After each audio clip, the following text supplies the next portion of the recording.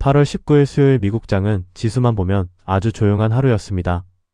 다우가 0.2% 오른 53,463, S&P 500이 0.2%, 오른 7,708, 나스닥이 0.2% 오른 26,331로 마감했고, 러셀 2000이 0.5%로 조금 더 나았습니다.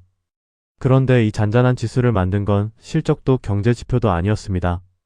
재무부가 장기 국채를 되사는 프로그램의 규모를 2배로 늘리겠다고 발표하면서 장기 금리가 눌린 게 사실상 오늘의 전부였습니다.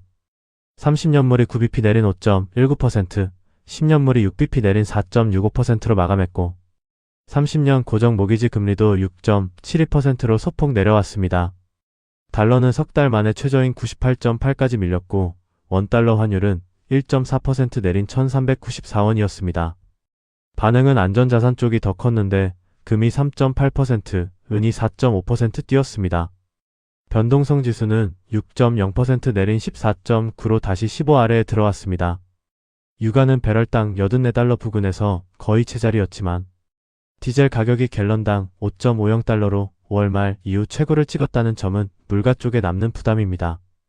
여기에 7월 연준 회의록도 공개됐는데 상당수 위원이 금리 인상이 필요할 수도 있다고 언급했다는 내용이 담겨 있었습니다. 장기 금리는 내렸는데 회의록은 매파적이었던 방향이 어긋난 하루였습니다. 개별주 실황에서는 완전히 다른 두 개의 시장이 같은 날 돌아갔습니다. 한쪽은 헬스케어입니다. 모더나가 177.0% 폭등했고 머크가 12.6% 올라 다우를 혼자 끌어올렸습니다.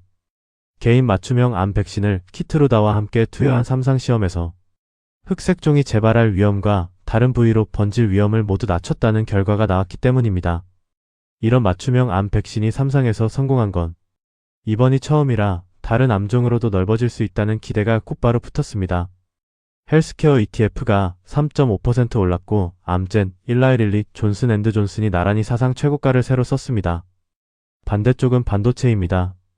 필라델피아 반도체 지수가 2.1% 더 빠지면서 이틀 동안 7.0% 내려앉았고 나스닥 100은 4거래일 연속 하락입니다.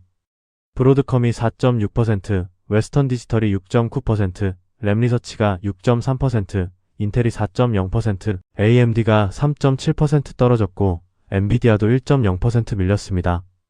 그 와중에 마벨만 9.8% 급등했는데 구글이 일정 조건을 채우면 마벨 주식을 사들일 수 있는 계약을 맺었다는 소식이었습니다. 브로드컴이 크게 빠진 것도 같은 뉴스의 반대편입니다. 소비 쪽에서는 타깃이 4.3%, 로우스가 2.0% 올랐고 테슬라 4.2%, 아마존 2.5%, 애플 2.2%로 대형 기술주 일부는 지수를 바쳤습니다. 한국 마감 뒤에는 SK하이닉스가 300억 달러 규모 자사주 매입과 소각 계획을 내놨고 미국에 상장된 주식은 이 소식에 올랐습니다. 목요일 개장 전에는 월마트와 알리바바 실적이 나오고 다음 주에는 엔비디아 실적이 반도체 전체의 분수령으로 남아있습니다. 오늘 매매는 3건이었습니다. 메타는 전량 정리했습니다. 실적이 기대에 못 미쳤고 그 뒤로 다시 올라가는 힘이 눈에 띄게 죽었다고 봤습니다. 대신 루멘텀은 비중을 늘렸는데 최근 흐름이 아직 살아있다는 판단이었습니다. 남은 자투리 자금으로는 마벨을 소량 담았습니다. 사후 점검을 하자면 방향이 정확히 엇갈렸습니다. 루멘텀은 그날 5.2% 밀린 자리에서 받았고 마벨은 9.8% 급등한 날 담았으니 하나는 눌림에 들어가고 하나는 뉴스가 터진 뒤에 따라 들어간 셈입니다. 반도체와 광통신이 이틀 연속 흔들리는 구간에서 비중을 늘렸다는 점도 기록으로 남겨둡니다. 오늘 배운 점은 금리가 내렸을 때 그 이유를 반드시 확인해야 한다는 것입니다. 오늘 장기 금리를 끌어내린 건 물가가 잡혔다는 소식도 성장이 식었다는 지표도 아니었습니다. 재무부가 이미 발행한 국채를 시장에서 되사겠다며 그 한도를 2배로 올린 것이 전부입니다. 국채를 정부가 되사면 시장에 도는 물량이 줄어드니 채권 가격이 오르고 금리는 내려갑니다. 수요와 공급을 직접 건드린 것이지요. 그런데 애초에 장기 금리가 왜 올랐는지를 보면 이 조치가 원인을 하나도 건드리지 않았다는 게 보입니다.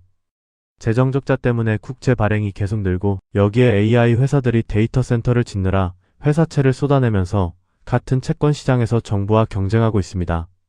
지금 미국 투자 등급 회사채 발행의 40% 가까이가 기술 기업이고 AI 관련 채권은 67%의 이자를 줍니다. 시장이 오늘 조치를 두고 치료가 아니라 반창고라고 부른 이유가 여기 있습니다. 그래서 정리하면 이렇습니다.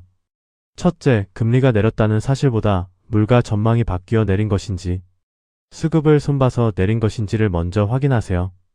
둘째, 수급으로 만든 하락은 오래 못 가니 그것만 믿고 위험자산 비중을 늘리지 마세요.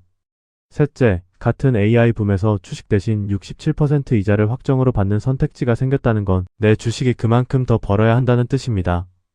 오늘 공부는 여기까지입니다. 성투하세요.